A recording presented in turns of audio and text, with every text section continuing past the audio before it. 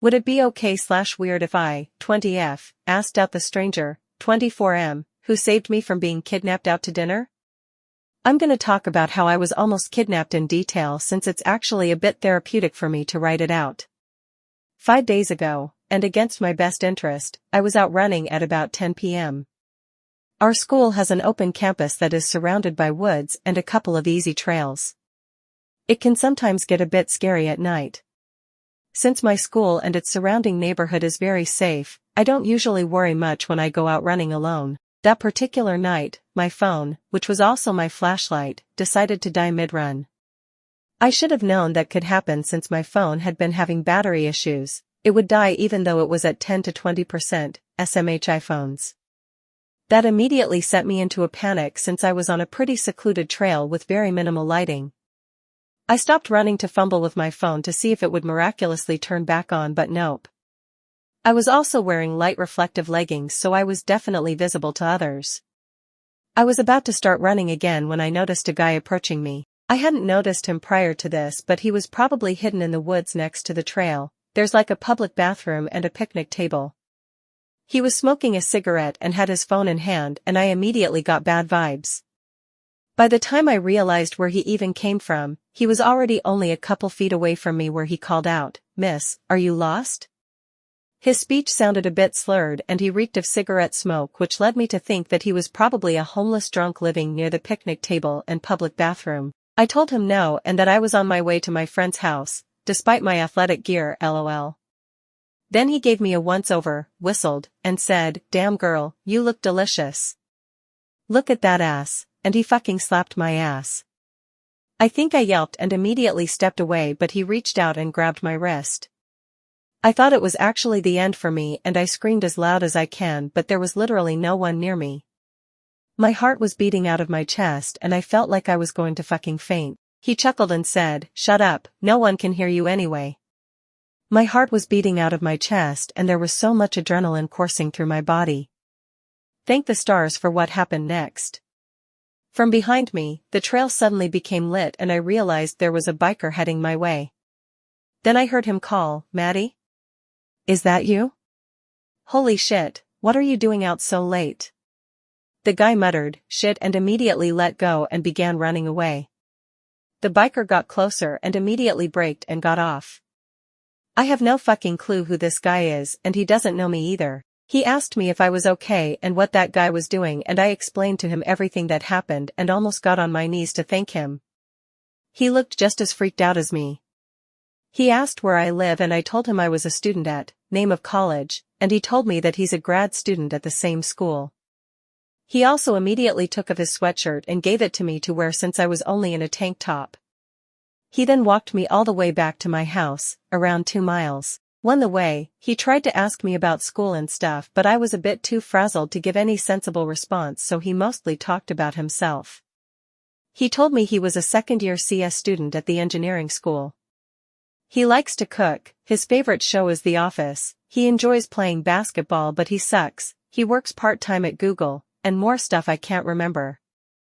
He also gave me his email and number and told me that if I needed him to talk with the police/file a report to just shoot him a message or call. He apologized for what happened and said that he was glad I was safe. I thanked him a billion more times and went home. The next day, I texted him and thanked him again and also went and filed a police report. But I feel like I can't thank him enough. He literally saved my life. Without a doubt, if he just kept biking or didn't see me, I would have been possibly killed. I don't know how I can show my gratitude. I really want to take him out to dinner, but would that be weird? I also have to return his sweatshirt. I'm also a bit infatuated by him. Do you guys think that's a good idea, or is there anything else I can do to show my gratitude? If I do go about asking him to dinner, what should I say? Should I call or text? By the way, I know a lot of you are going to ask if I'm planning on seeing a therapist, and the answer is yes. I've already booked an appointment. Although I think I'm dealing with it pretty well and have mostly put it behind me, I know that it is for the best that I see a therapist for a bit. Update 1 month later. Hi guys. I'm back with the long-awaited update. But first, thank you all who responded on my first post and gave their advice. I definitely wouldn't have asked if it weren't for all the positive comments. A lot of you suggested that I just shoot him a text and give him an update in terms of my situation and then ask him if we could meet up for coffee. Dinner seemed too much like a date, so I could return his sweatshirt and thank him. That's basically exactly what I did. I shot him a text and told him that I had filed the police report and that the police will be in contact with me. Then I asked him, in a double text, if I could take him out to coffee to thank him and return his sweatshirt. He actually didn't respond for a good day and I was really starting to feel like I'd totally overstepped, but then he did. He first told me that it was great that I filed the report and then he asked me how I was feeling. He also said that I didn't have to thank him and that he was just doing what anyone would have done if they were in that situation, but that a quick coffee sounded good. So we scheduled to have coffee on a Saturday morning. Going into our meeting, I was actually super nervous for some reason and ended up being 15 minutes early, so I sat for about 10 minutes, fidgeting with his sweater and waiting for him to show up. To be honest, I wasn't even that sure I knew what he looked like. The entire night is still pretty jumbled and when he was walking me back, I barely paid any attention to him. It was also super dark, since I was just replaying what happened over and over again in my head. I just remembered he was tall and had a nice smile. Then, this really tall dude walks in, scans the shop, sees me and then gives me an awkward smile and waves. I didn't know what to say after our initial niceties, so I just blurted out, "Whoa, your eyes are actually blue, I thought they were brown, haha." I wanted to crawl into a hole after I said that, but he laughed and said, "Yeah, they can be deceiving in the dark." Then we ordered coffee, he refused to let me pay, and we sat down. First things first, I gave him back his sweatshirt and he thanked me. We ended up chatting for 2 hours about mostly random stuff, like our classes, our summer, The Office, which is also my favorite show, politics, music, etc. I also asked him why he decided to call me Maddie when he was trying to save me, and he told me he read an article somewhere that if you pretend to know a stranger who's in trouble, you're most likely to help without escalating the situation or getting you or the other person hurt. So yes, he's sweet and caring and devilishly handsome and we really clicked. But he didn't seem that interested in me, not that it was a date. So we then went about 5 days with no contact until I came across a meme about The Office and decided on a whim to send it to him. It ended up being a good decision since we ended up talking until 1 a.m. Next morning, I was feeling bold again and after much debating, I sent him a text that said, "Hey, can I please take you out to lunch? Coffee didn't count since you didn't even let me pay for you." He said yes and this time I managed to successfully pay for our meal. I wore a nice sundress to lunch and he said, "I love that dress. You look really good." We had a really great time again, but as we were leaving the restaurant I realized that he left his phone on the chair, so I grabbed it and gave it to him. This is important later on. About 2 weeks later, he went out of town but we were still sporadically texting. He sends me a text that said, "Hey, can I take you out to dinner to thank you for grabbing my phone?" OMG. He's too cute. For those of you who might not have caught on, he was mimicking how I asked him out. Anyway, of course I said yes and now we're going out to dinner tomorrow night. I like him a lot but I have no idea how he feels about me. Maybe I'll ask him over dinner. Update 2, 1 week after first update. Hi again guys. This is the long-awaited second update. But first, I have to thank all of you again for being so supportive. You guys literally all made my day with your positivity. So. The dinner date. I woke up Sunday morning at like 11 a.m., don't judge, and saw that there was already a text from him at 7:30 a.m. saying, "Hey, does cute little Mediterranean place sound good for tonight?" I'm at that stage where I'll smile and giggle at whatever text he sends me, so after doing that, I told him that it sounded great and asked him what time we should meet. We decided on 7 p.m. and he said, "Great. Pick you up at 6:45, to which I said, "You remember where I live?" And he said, "How could I not? It was where I parted with my favorite sweater, sigh." He knocked on my door on time that night but I, embarrassingly, was already waiting at the door, so I whipped the door open after he knocked once. Oh my gosh, the sight that met my eyes was beautiful. I'm just now realizing that this Reddit account has turned into my diary. He was wearing this light blue dress shirt, with the sleeves rolled up, that complemented his eyes with some nicely fitted black jeans, and he looked so nice. Then he gave me this awkward little smile and said, "You ready to go?" I followed him to his car and he opened the passenger door for me. I swooned. The car ride was a bit awkward at first, but then he asked me if I wanted to put on my Spotify and we ended up singing to Mr. Brightside.